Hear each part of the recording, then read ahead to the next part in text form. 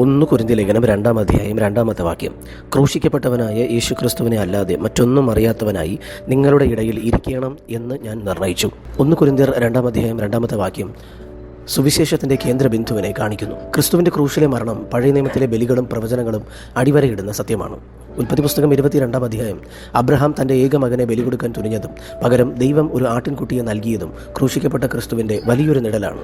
യെശയ്യാ പ്രവചനം 53-ാം അധ്യായം നമ്മുടെ അതിക്രമങ്ങൾ നിമിത്തം മുറിവേൽക്കുകയും നമ്മുടെ അകൃത്യങ്ങൾക്കായി തകർക്കപ്പെടുകയും ചെയ്ത കഷ്ടം സഹിക്കുന്ന ദാസൻ ക്രൂശിക്കപ്പെട്ട ക്രിസ്തു തന്നെയാണ്. 22-ാം സങ്കീർത്തനത്തിൽ അവർ എൻ്റെ കൈകളെയും കാലുകളെയും തുളച്ചു തുടങ്ങിയ വരികൾ ക്രൂശീകരണത്തെ കൃത്യമായി മുൻകൂട്ടി പറഞ്ഞിരുന്നു. വിശുദ്ധ പൗലോസ് പരിശുദ്ധാത്മാവിനാൽ ഈ വചനം ഇവിടെ എഴുതുവാൻ കാരണം എന്താണ്? പൗലോസ് കൊരിന്തിലെത്തുമ്പോൾ അവിടെ ഗ്രീക്ക് തത്വശാസ്ത്രങ്ങളും ബുദ്ധിപരമായ വാദപ്രതിവാദങ്ങളും ഉച്ചസ്ഥായിയിലായിരുന്നു.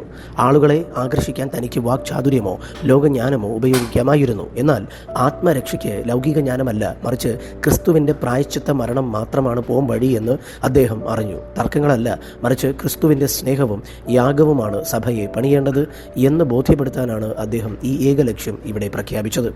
ഈ വചനത്തിൽ നിന്നും നാം മനസ്സിലാക്കേണ്ട ചില സത്യങ്ങൾ ഇവയൊക്കെയാണ്. 1. ആത്മീയ ജീവിതത്തിൽ പല അറിവുകളും ഉണ്ടാകാം, എന്നാൽ എല്ലാറ്റിൻ്റെയും കേന്ദ്രം ക്രൂശിക്കപ്പെട്ട ക്രിസ്തു ആയിരിക്കണം. 2. സുവിശേഷത്തിൻ്റെ ശക്തി വാക്കിൻ്റെ ഭംഗിയിലല്ല, മറിച്ച് ക്രിസ്തുവിൻ്റെ ക്രൂശിലെ പൂർത്തിയായ പ്രവൃത്തിയിലാണ്. 3.